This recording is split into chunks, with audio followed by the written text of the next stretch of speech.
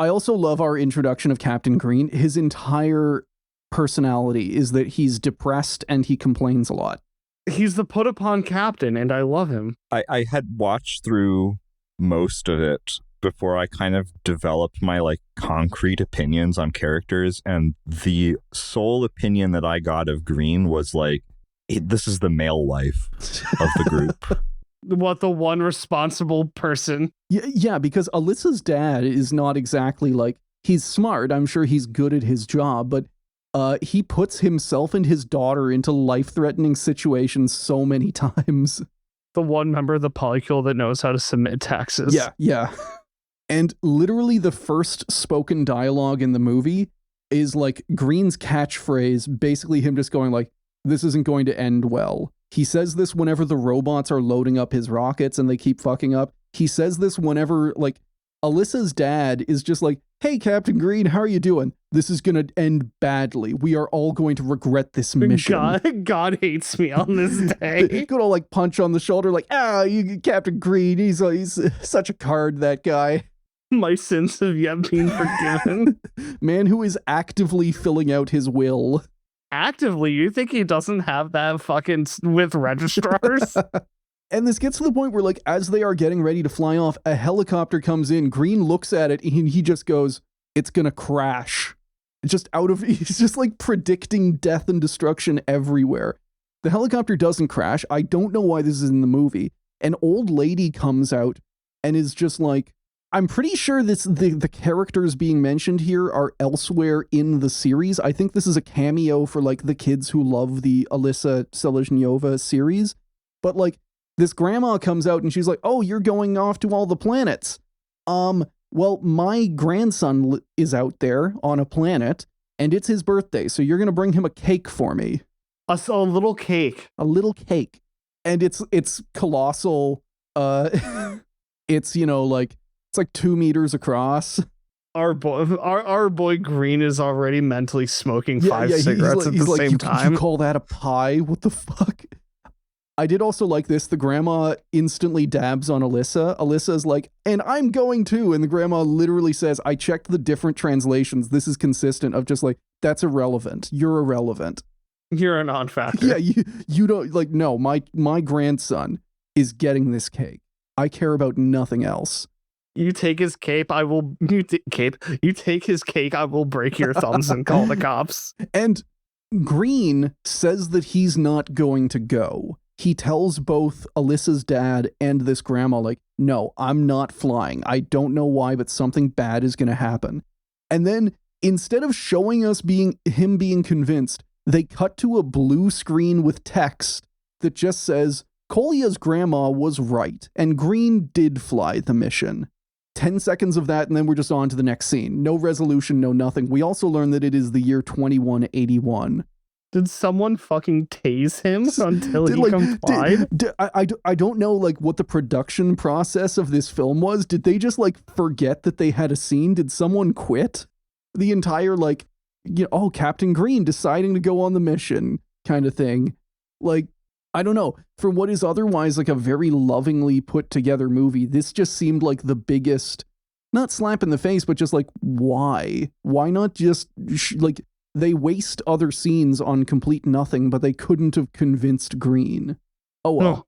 No. So they take the cake. The cake never makes another appearance. We do not see Kolya. We get no resolution for that entire storyline. Yes, because mystery's afoot, obviously. And they fly to the moon, and again, the visuals are so cool on this, and I do want to play because the soundtrack is also great.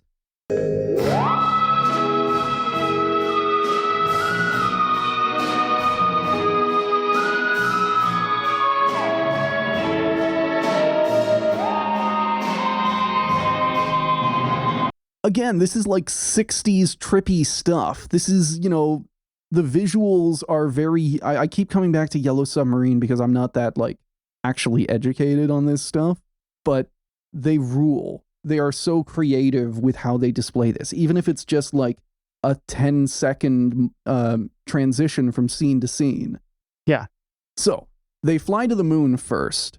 It's not like maybe they're going there for, like a pit stop or something. And Alyssa and Green, they run off to watch a soccer match because it is Earth against Planet Fix. I don't know why they're playing on the moon. Fix. Planet Fix. Oh, sorry, Fix. Fix, yeah. And Alyssa's dad goes off alone to drink at a bar and is found by Dr. Gromozeka. My subs called him Thunder Zika. You guys said he was Thunderer? No, I also had Thunder Zika. Thunder Zika. I'm okay. He's Did he's you the loud. translate his name? Yeah.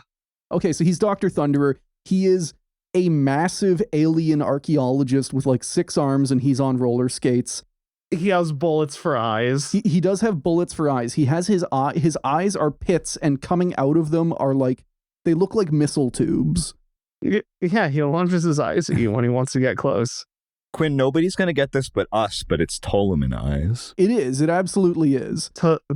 I'll put that on the Patreon too. It's a D&D reference. But we did a watch party in the server, and we all agreed that Thunder Zika is every Russian stereotype of every other Soviet ethnicity rolled into one. He is like if you took the Soviet ethnography chart and just like mashed it all together into one person. How do you get the arms though? I don't know. Maybe that's like, I'm sure I could find someone in Russia who thinks that like Tajiks are just like that. Yes, what the average Uzbek has 6 arms according to the Russian ethnography diagram. Yes, yeah, things were getting like, the guy in charge of there's like a leak at the Soviet ethnography office that day. It was fucking arms and missile face. Just one of them thought they got pickpocketed, but really they just lost their shit. Yes, someone had a They just actually really lost bad their day in Ulaanbaatar and is just like, fuck those guys. They just had like a BAV of 0.3, dropped their pants and walked home, and then wonder why they woke up, pantaloonless. So yeah, Thunder Zika is here and he's reminiscing with Alyssa's dad. And I don't know if this was normal for Soviet films at the time, but this dude gets weirdly depressed and like talking about how awful his life is for a kid's movie. Like one of the robot waiters contradicts him and he basically gets mopey about how everyone hates him, and he's like drinking alien vodka the entire time. You gave me 2 more drops. Yeah, he's what like, the fuck? I wanted 400 mils of vodka, but this looks like 400 drops of Valerian. And Valerian, and the whole time he's just like, oh, like this is what 2 extra drops gets me. And then he's an alien. He is an archaeologist, and he's the linchpin to starting our adventure. Yeah. He also force feeds Alyssa's dad salad, and this is one of those things where like okay. I'm so uneducated on this that like I was like, is that a Soviet thing or is that an alien thing? I'm genuinely not sure. Just having one hand around his back holding a plate and then just stuffing leaves into his face. He is. He's taking individual, he's not like force feeding him. He's taking individual leaves of lettuce and just kind of like feeding them to his friend. That would rule. Like, maybe that's explained somewhere in the series. I know I'm a fake fan. I have not read up on the Alyssa Seleznyova lore, but like if that just turned out to be an alien misunderstanding of just like, oh, humans like lettuce. Here you go. So the upshot of this meeting is that Thunder Zika is able to tell Alyssa's dad, his last name's Seleznev, about the planet of the captains. So out in the cosmos, there are 2 super famous captains of ships, Captains Kim and Buran. And they are so famous that they have an entire museum planet dedicated to them. Also, no one knows where they are. They're missing, probably, maybe. They got killed.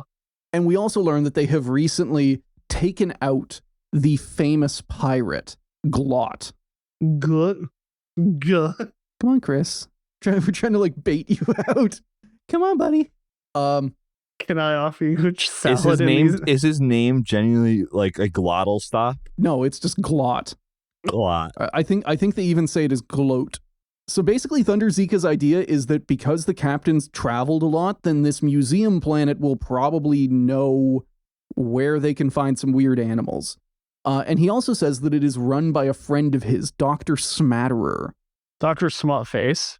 And then weirdly, as they are talking, they see Dr. Smatterer slinking around the bar like a villain. He's just this old guy in a trench coat with a hat. He looks like, you know, an He looks inspector. incredibly suspicious. His color palette makes him like incredibly suspicious, you know? Like when you're looking at the you know, the animation or the background in your animation, you know something's going to happen because it's colored differently. Right. It's kind of how he looks. And his posture, he's doing the kind of like T-Rex walk, like he's hunched over and he's got his hands kind of up close near his neck. Yeah, see? Yeah, he is slinking. The homies be slinking, and I don't like it. And then Thunder Zika tries to call out to him, but Dr. Smatterer runs away, and then Thunder Zika gets depressed again. He's like, oh, no one likes me. So they go off to the planet of the captains.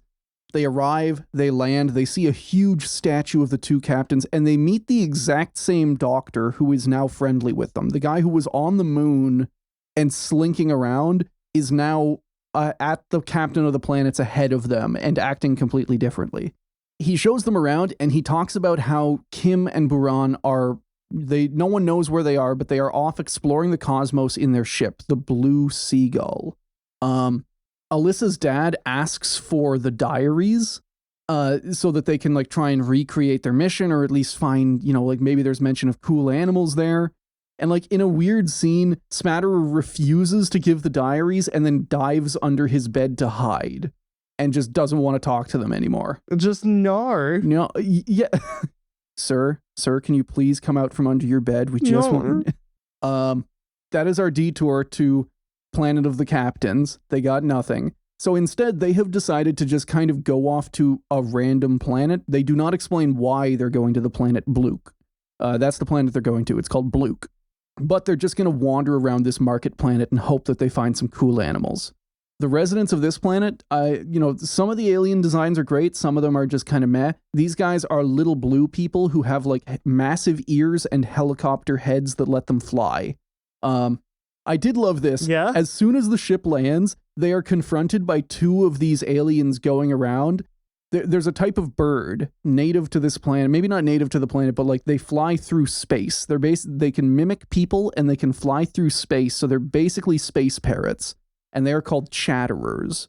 And as soon as they land, two of these aliens come up and say like, all of the chatterers are dead. They're all gone. We're looking for the guy who did it. And they hold up a printed picture of Dr. Smatterer as though like, and they just say, this guy did it. This asshole killed my birds. This one man... We watched him do it. This one man... That's why we know. ...rendered an entire species extinct single-handedly. Just like... They've just got... And it's not even like a shot of him, you know, like in the act or anything. It's probably his like staff photo from the university. They've just got a glossy of him of just like, this is the guy who killed Bird. This is the bird genocide guy, don't you know him? Yeah. This dude frame one to You will all know of our him birds. by his slink.